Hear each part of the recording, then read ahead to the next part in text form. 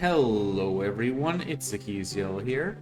I hope you're all having a wonderful day. Okay, today, I'll be doing another episode in my Guem lore series, a part 2 on the Pirate Alliance.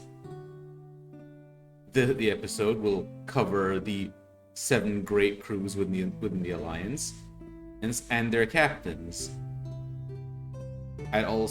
Before we begin, I'd also just like to thank everyone who watches these, and especially those who comment and have been engaging with me. I really appreciate it that other people have taken interest in this writing project of mine. It means a lot to me. But, without further ado, let us begin. The Black Boot Pirates are one of the 7 great crews of the Pirate Alliance, and are a lesson not to judge a book by its cover. At first glance, they do not seem particularly impressive, because their numbers consist primarily of ordinary humans. They are not the most numerous or the most advanced crew. With such an unassuming appearance, one may wonder how their captain, Augur Blackboot, maintains his position as a pirate lord. Their strength lies in their ability to form connections with others and use those connections to advance their goals. They maintain good relations with other pirates, especially many of the smaller crews, with which they hold significant sway. They have numerous neutral and even Navy coalition contacts. Whether by charisma, coercion, or logic, they maintain one of the most widespread information networks in all of Guem. Now, you may wonder, how do the Black Boot Pirates have contacts in the Naval Coalition? They usually do not infiltrate the Coalition, though it has happened before. Instead, they investigate personnel who may be corrupt. After all, any organization of sufficient size will inevitably have some corrupt members. Should the Black Boot Pirates acquire conclusive evidence of a person's misdeeds, they will blackmail them into providing big information. Informants usually deliver information via dead drops, which, for those who don't know what a dead drop is it's a method of leaving packages or items such as messages. You place them at a predefined place ahead of the time, usually somewhere that only the person who's going to collect it would know to look. And that way, both parties can exchange things without either one of them seeing the other. Now, their leader, Captain Augur Blackboot, is a legend in more ways than one. He's said to be of Spoyan descent, having started his criminal career as a smuggler out of the den of crime known as Flint City. A crack shot with his brace of pistols, tales tell that he can clip individual petals off a flower at 40 paces without damaging the rest. He's renowned for defeating the century-old ghost pirate, Rannick Vest, in a duel and claiming the Phantom's treasure for his hoard. His story contains many more tales and feats. His legend is more of one than most realize because it is a mix of truths, half-truths, rumors, and utter fabrications. In reality, Augur Blackboot was born Bertoldo Caputo in Ausonia and became a captain in the Coalition Navy. He served in covert operations and was quite the rising star. He appeared to be on a fast track to achieving the rank of admiral. He brought out the best in those under his command and, through their combined efforts, had exposed many smuggling rings, corrupt officials, and enemy spies. One may wonder why he left such a promising future behind and betrayed his homeland and the Naval Coalition. The truth that he told nary a soul is that he was far too effective at his work and learned too much.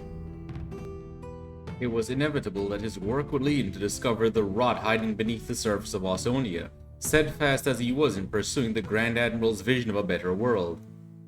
He realized that ideal was only supported on the surface by his homeland's supposed leaders, while the puppet masters worked behind the curtains to enrich themselves. He had a duty to expose such deep corruption and would not have accepted any bribes. The cabals who controlled Ausonia knew they could not bribe him, and thus decided to silence Captain Caputo. The great wealth amassed by those in the shadows could buy more than mere luxuries. Soon, several of Guem's greatest assassins were pursuing the captain. Overnight, he had gone from being one of the coalition's most promising to a man fleeing for his life. During his flight, the cabals framed him for corruption and desertion. Unable to defend himself before the tribunal, the very comrades he once served alongside now numbered among his pursuers. Everything he had worked towards for years evaporated in a few short days, leaving him with little more than his life and what meager possessions he had escaped with. Most normal men would have surrendered in the face of such adversity, but not the captain. He could neither return to his homeland nor the coalition with the bounty on his head. Caputo had been stripped of rank and home, never to see his comrades or family. Despite this, he refused to accept defeat. He resolved to use the tactics of his enemies to one day drag them kicking and screaming into the light for all to see. Shortly after, Captain Bertoldo Caputo was said to have died at sea. In some ways, he had died and was reborn. The man who rose from the crucible of adversity was Augur Blackboot. And next up is the Blood Pirates. The Blood Pirates are a diverse crew that has held a position as one of the 7 great crews since the founding of the Alliance. Over nearly a century, members have changed. Some have fallen in combat, retired from piracy, or left for other reasons. These losses are replaced by recruiting individuals recognized to possess desirable qualities and a strong tolerance for their methods. While the crew is still predominantly composed of humans, this openness in recruitment has led to the inclusion of unusual members such as mutants, a salamander Sorin, an Ifrit, and even a Kraken. The Blood Pirates hold a fearsome reputation and come to mind more so than any other group at the mention of pirates. Their targets often surrender their wealth without hesitation for fear of the consequences.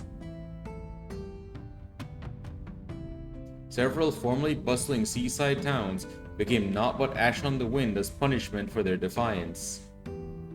Any act of resistance was an invitation for the buccaneers to do their worst. Not only did they pillage their targets, they slaughtered all but a handful of the townspeople. The pirates forced survivors to watch as all they once held dear was put to the torch, only to be released so others could learn the price of resistance. Acts such as these have sown both a fear of the pirates and doubts about the coalition's capabilities in the hearts of enough people that the peoples of the Western Tropics refuse to join the coalition. While the Blood Pirates are known for their brutality and cruelty, they are not the bloodthirsty raiders they lead others to believe them to be. It would surprise many who only know them by their fearsome reputation that, outside of battle, they enjoy music, games, and drink just as much as any other.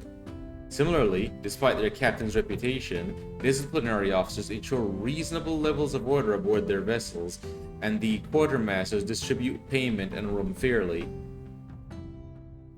Despite how sadistic and bellicose some of them are, they cultivate their reputation to destroy the fighting spirit of their enemies. As rousing as a good fight can be, making one's victim surrender without a struggle is much better for the health of all involved.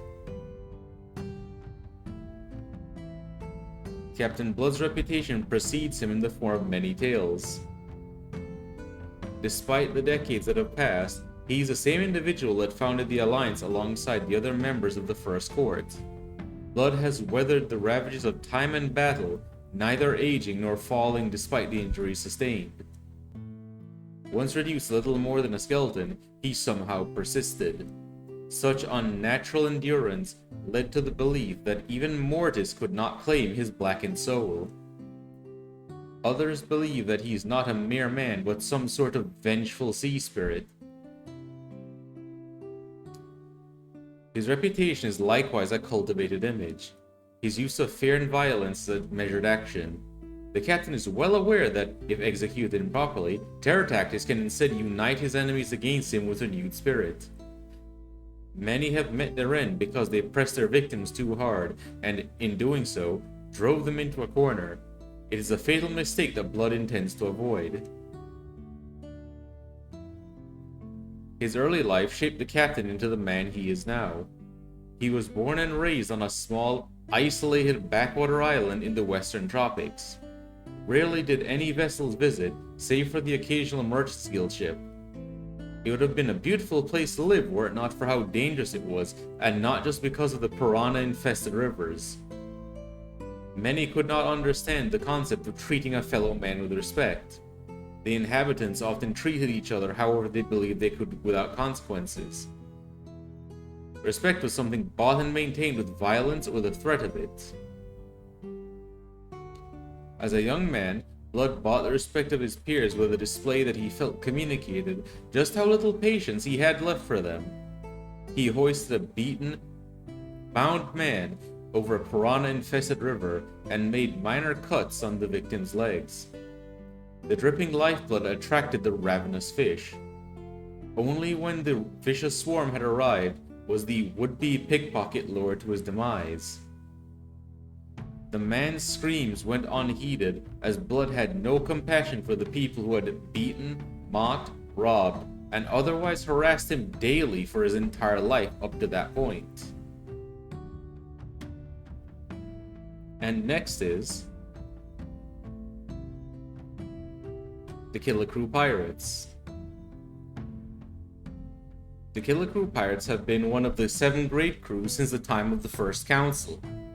While members and captains have changed over the decades, the latter has always been a descendant of their founder, Captain Sarah Killicrew. They are unusual among pirates because they are highly organized and disciplined, and receive training much like a formal military. Sarah Killicrew had exacting standards for her crew during the privateer era, which became a tradition among her descendants. Recruits are trained by veterans and disciplined by officers. Unlike most of their peers, they develop their holdings rather than simply extracting tribute. The Killicrew pirates built most of the industry on the islands of the Eastern Tropics. Their workshops churn out a significant portion of the manufactured goods used by themselves and the Alliance. They recognized that resources must first reach those who need them before they are of any use. For this reason, they devote a significant portion of their forces to the inglorious but vital task of maintaining supply lines. They are highly inventive, if somewhat eccentric, and can compete with the Naval Coalition's Research and Development Division, much to the displeasure of Fleet Admiral Astra Hokulani.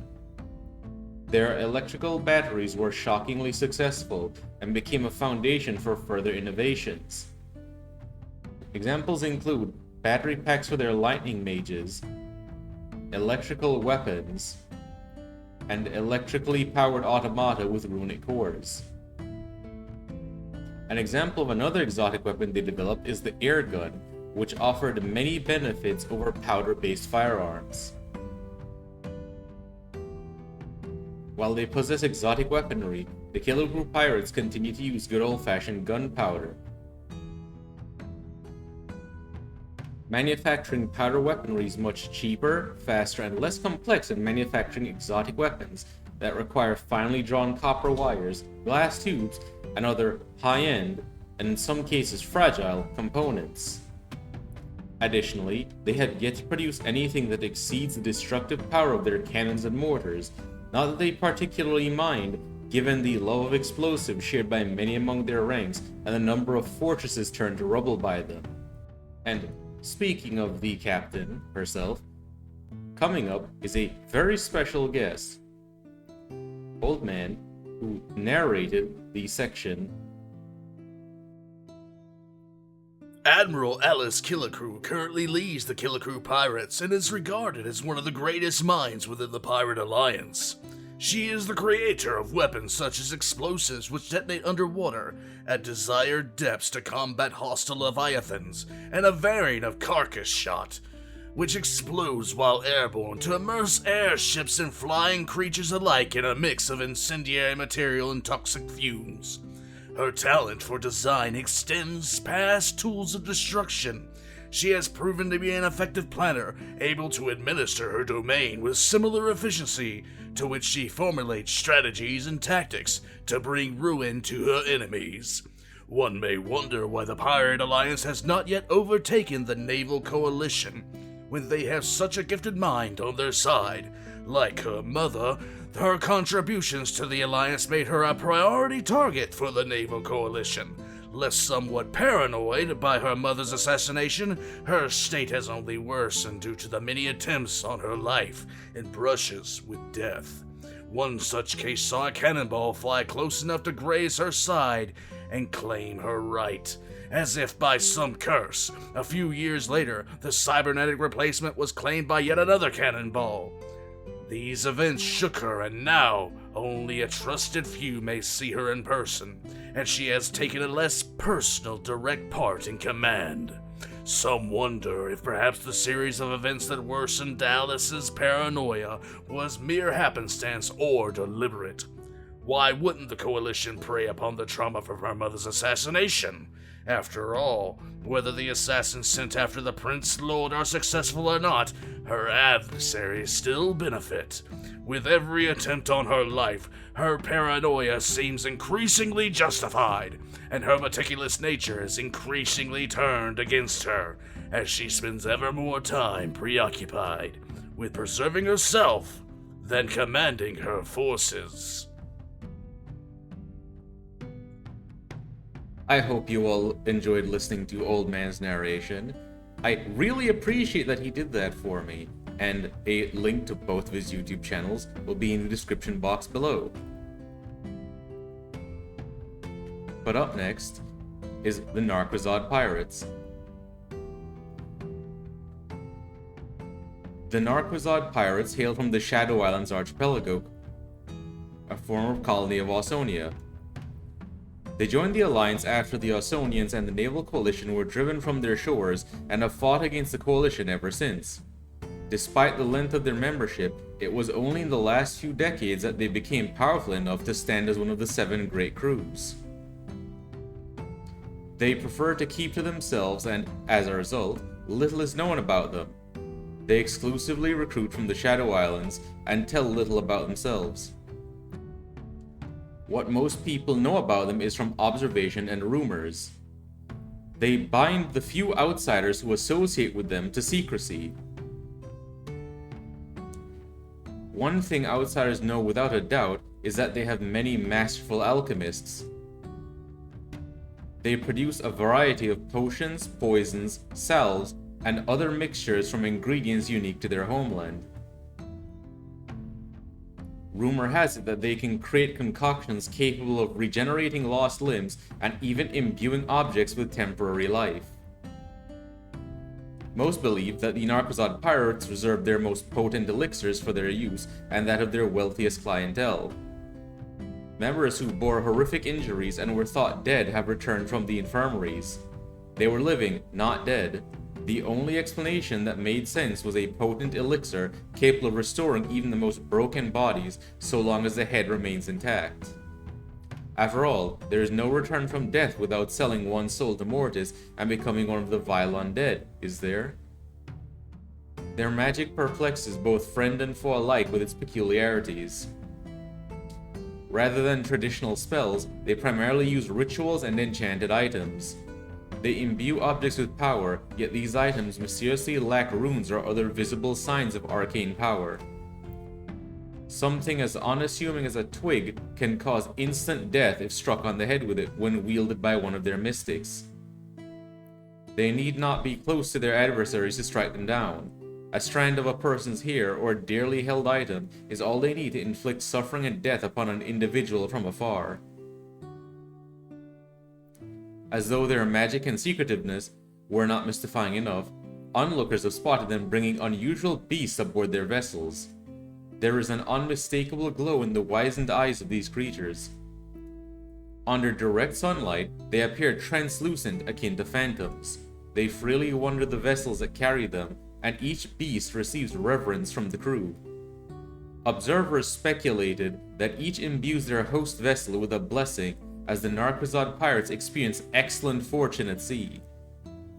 In battle, they use several unorthodox weapons. Harmless-looking toads have been released from cages or launched via mangonels, only to explode in a caustic poison shower.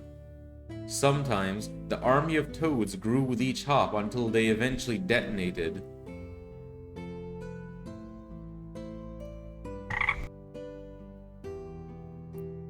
The spiders in their throne jars prey on humans, possess flesh-melting venom, and grow when exposed to mana. Their cannonballs glow in various colors and explode on impact, releasing an arcane cloud that curses those caught within. Members of the nar'quezad bloodline have led them since their formation, and Captain Telendar is the current leader. Outsiders know little about the captain beyond his skills as an alchemist and mystic, and that he is among the few who maintain good relations with Captain Blood. They theorize that it is due to his magic that Blood achieved his unnatural longevity. Some believe that Telendar has achieved similar longevity, as his expertise in alchemy and mysticism belie his years.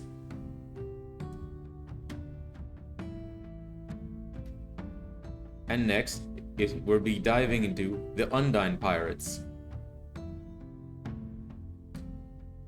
The Undyne Pirates are an all-merfolk crew hailing from the Eastern Tropical Sea.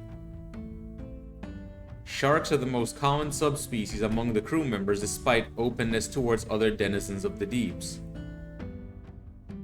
Any merfolk within the Eastern Tropics may volunteer for the crew and, if they impress, may be inducted.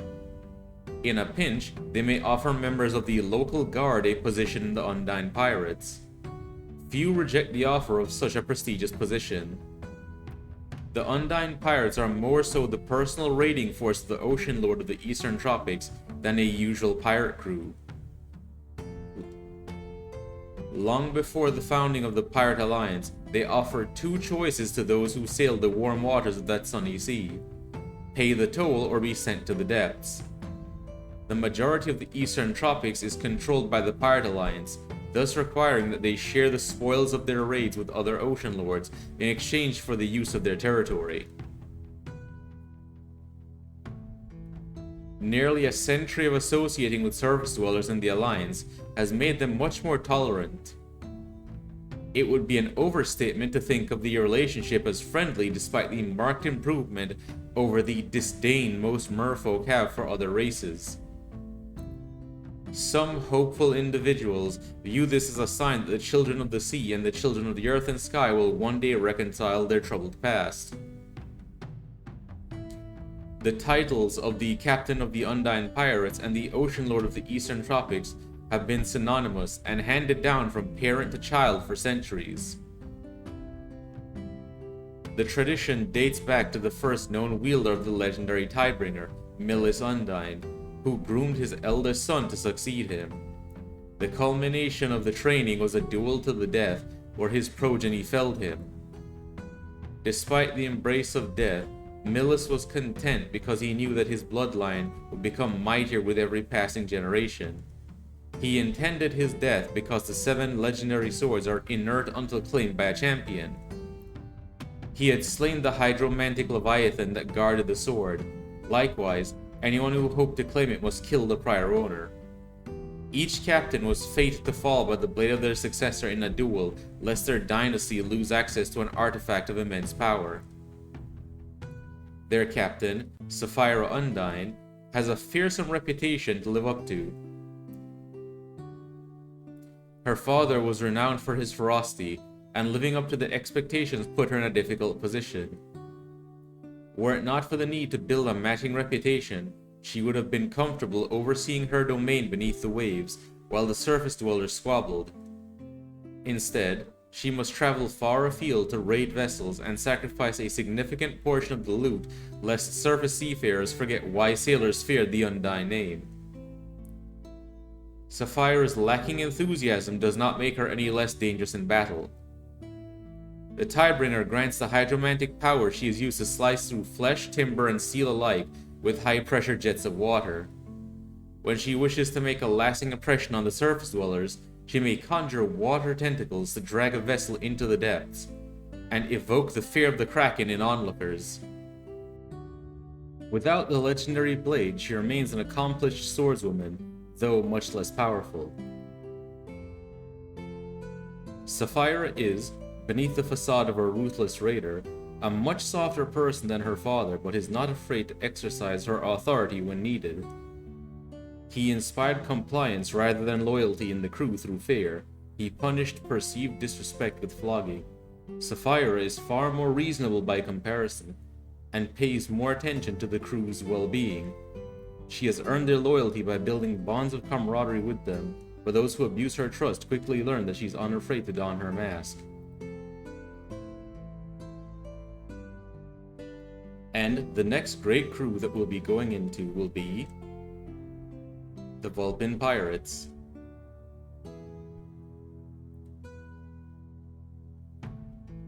The story of the Vulpin Pirates began with the discovery of the Mist Islands and the following events. 37 years ago, a coalition commodore discovered the islands amongst a wispy cloud sea south of Zia. He saw value in the archipelago as a forward base to launch skyships into Alliance territory and watch for pirates approaching Zia from the south. Furthermore, the unique flora could be an alchemist's treasure trove. These factors excited the officer, who saw it as an opportunity to advance his career. The Commodore found that the islands were inhabited, and thus protocol dictated that diplomacy was the foremost tool in his arsenal. The Grand Admiral had instituted several reforms to improve the coalition's moral integrity and prevent a repeat of the unwarranted occupations that occurred under his predecessors. The Coalition Exploration Force complied and established contact with the locals who, surprisingly, spoke an old dialect of the Zian language. The Mist Islanders, dubbed Beaskin for their animal ears and tails, were offered trade deals and even membership in the Coalition. The Beastkin rejected the offers because they held little interest in the wider world and its trinkets. The Commodore loathed the idea of leaving empty-handed, and thus chose to occupy the islands under the claim that the Beastkin were violent savages who struck first. The locals were peaceful, not that it mattered to the Commodore. He sent 2 underlings to deface shrines and framed the attempt by several Miko, which, if you are not familiar with the term, are shrine maidens, to drive away the Vandals as an attack.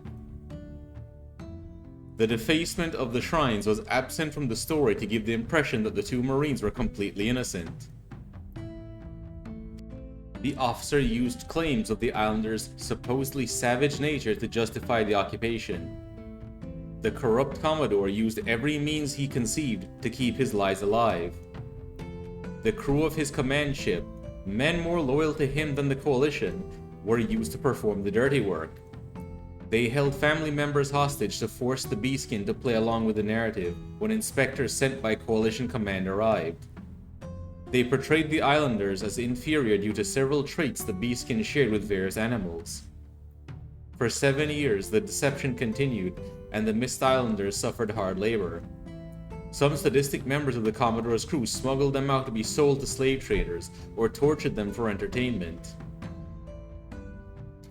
A resistance force fought to free their people, but could not expel the invaders until the Killicrew pirates and Nar'quezad pirates lent their aid. The 2 pirate crews and the members of the resistance were considered heroes. The pirates received the privilege of being the only outsiders allowed to visit the Mist Islands. The resistance members went on to form the Vulpin Pirates with their leader, Kiyomi, as their captain. With such a troubled past, it is unsurprising that the Vulpin Pirates are close-knit and distrustful of outsiders. They are like a large family whose members deeply trust and care for one another. Their shared past reinforces their bonds of camaraderie because they know they have few friends among the outsiders. They use aliases around foreigners to create an additional degree of separation. To be told the real name of a Miss Islander is a sign of great trust. The Vulpin pirates are unique among pirates in that they refuse to kill their enemies. One of the teachings of their deities is that life is precious and killing is taboo. They incapacitate foes via non-lethal means. The exceptions are animals killed for food and evil entities that the deities command them to purge. The Vulpin pirates are a tiny crew in possession of a single skyship, but maintain a position as one of the 7 great crews despite this.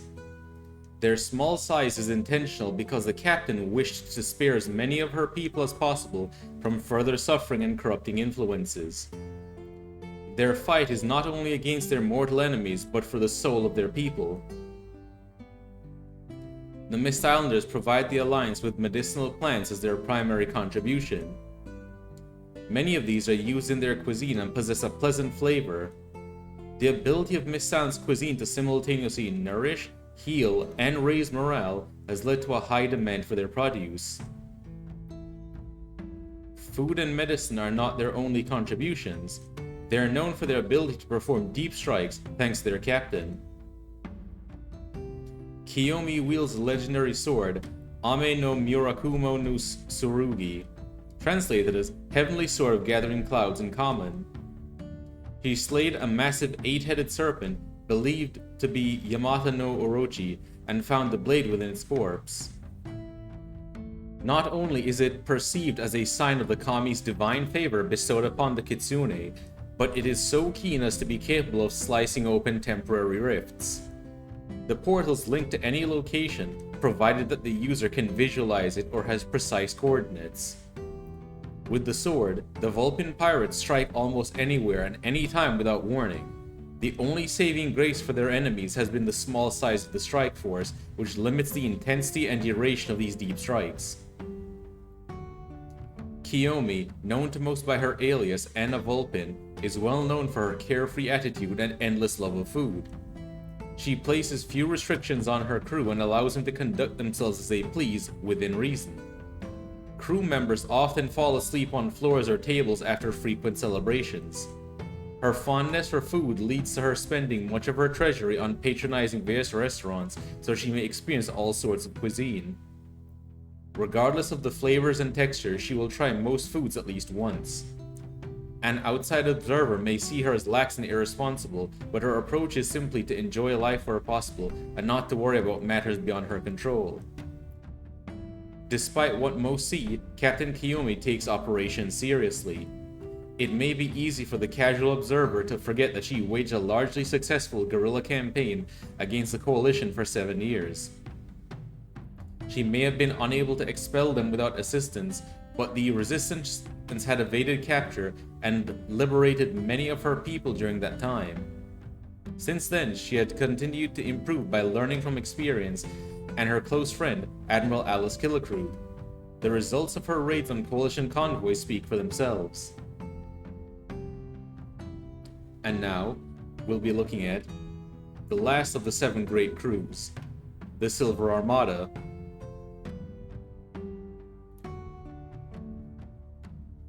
The members of the Silver Armada are counted amongst the 7 great crews, yet are not pirates. They are the High Elves who departed Elysium under the command of Lord Admiral Alexander Bainion.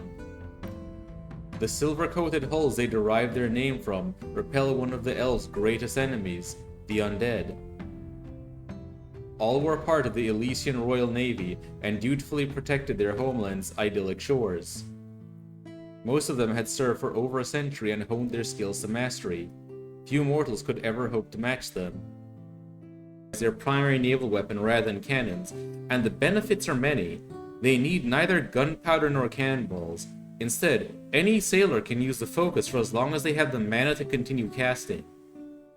Sufficient rest or a mana potion can replenish their mana, and the sheer variety of spells at their disposal makes the focus a far more versatile weapon than a cannon. Why would brave sailors and marines of Elysium side with the pirates of all groups rather than the naval coalition? The answer lies in a single decision by the current Queen of Elysium, Sylvana. Her Majesty had already unified the two halves of Elysian society, the Highborn and the Wild Elves, with her marriage to King Inetherill, and sought further social reform. She wished to end her homeland's long isolation and promoted the idea that all peoples were equal despite their differing traits. The High Elves had long considered themselves as the superiors of most races due to their agility, beauty, longevity, and aptitude for magic. They viewed the elven subspecies descended from them to be impure and thus inferior, but still superior to non-elves. The dragons are among the few species that the High Elves considered peers due to their similar longevity and magical prowess. The sense of superiority had been an entrenched cultural value for millennia, and Queen Sylvana anticipated that any meaningful change would be hard-fought. She expected heated protests that would die out when tempers calm, but did not foresee the scale of the backlash to her reforms. Alexander Baignon and his supporters laid down their arms and refused to return to duty until the Queen abandoned her plans. They even denounced her and claimed she had sullied the honor of all elves living and past by equating them to lesser species. Alexander's faction could have launched a coup but lacked the desire or need. Their political power was sufficient to maintain the status quo. Even if they lacked political leverage, they were not interested in spilling elven blood and knew an armed insurrection would have cost much of their popular support. Had political pressure proved insufficient, they planned to secede rather than resort to violence. The entire affair would have resolved peacefully, if not for the actions of one elf. Lord Tionin Baignon, the uncle of the Lord Admiral and brother to King Inetherill, attempted a coup with the aid of other extremists, and the result was disastrous. The Queen declared the opposition traitors under the belief that Alexander was involved. The Lord Admiral had no part in the coup and denounced those involved, but politics is always a messy affair filled with mutual mistrust. Sylvana felt uncertain if Alexander spoke the truth, and had no knowledge or involvement in the plot. Because of the instability, the monarchs entered Elysium into the naval coalition to protect their people. Alexander and his supporters fled their homeland and allied with the pirates out of necessity. Despite the capabilities of their warships and sailors, they had their limits. They would not have been able to fend off the coalition indefinitely, especially not without resupply. They hold no particular love for the swashbucklers and would gladly return to Elysium if they could. Unfortunately, the only thing awaiting them should they return is punishment for a crime they did not commit. Lord Admiral Alexander Baignon continues to lead the Silver Armada as a fair but strict leader. His standards are exacting because despite their renegade status, they are high elves. Nothing less than excellence is acceptable from people of their pedigree. He rewards those who meet or exceed his expectations appropriately. The Lord Admiral is known for his arcane abilities and command of naval strategy and tactics. His mastery of magic earned him the rank of Archmage in the Mages Guild. A mix of natural talent and hard work has made him the most powerful mortal mage on Guem.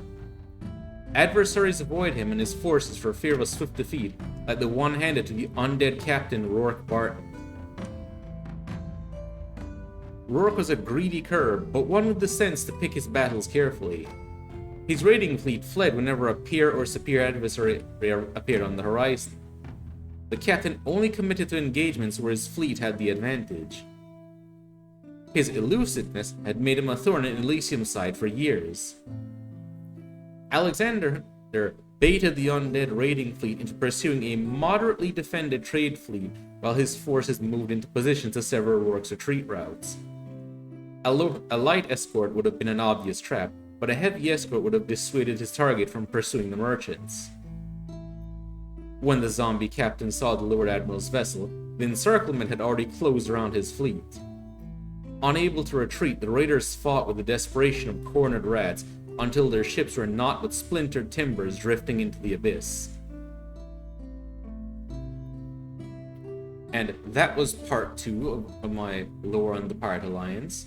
I'll be doing a part 3 on other notable crews, such as the Black Bandits, and the Rummer Pirates.